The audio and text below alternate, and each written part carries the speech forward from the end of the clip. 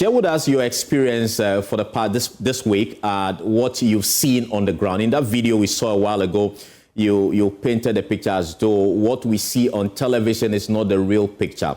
The places you've been to in the Galamsey area, what is the true picture from your perspective? Good evening to you and to your viewers, and good evening to our nation. What we actually see on the ground, I say, is nothing compared to what we see on TVs or even in the pictures or videos, because you have to actually be there to see the depth of the pits that are being done within the communities, in our water bodies. You have to see the destruction of our water bodies. And let's say Jimmy River, the upstream is at Old Aditim. And this Jimmy River is what also feeds Obuasi. That is salt is treated for the people of Obuasi to actually drink. And we all know the issues with mercury and cyanide. And so you let's say I sit in my office and I see videos and think that, okay, that is okay, we can actually deal with this situation. And we see, an upsurge, of kidney issues, liver problems, and all manner of cancers in our country, and we don't really understand where these things are coming from. Sometimes we tend to blame it on spiritual things. But, when you go to the field, you realize that even though we may be in Kumasi, we may be in Obuasi, what is the river that feeds you?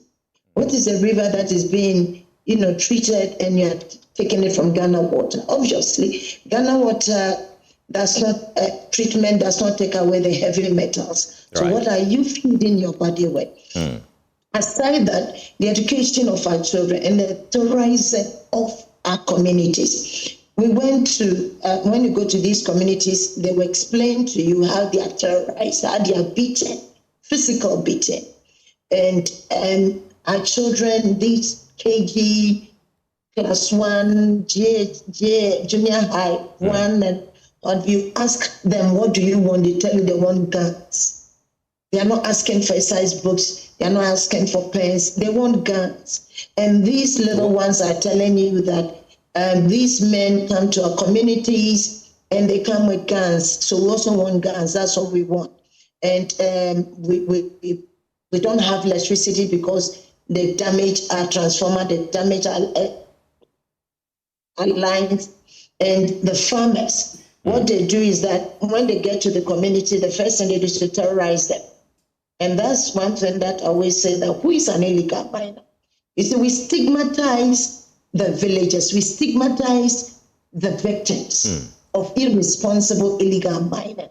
So in the eyes of MDF, when you talk about an illegal miner, it's not just somebody who doesn't have a license, but it's that person, whether they have a license or not, who mines irresponsibly and illegally in our water bodies. Subin is destroyed.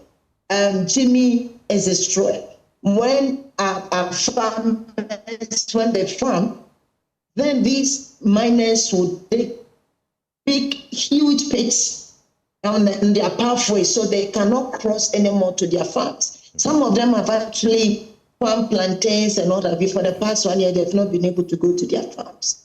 Some old ladies, the little farms that they manage to farm, they cannot visit their farms anymore because of the pits.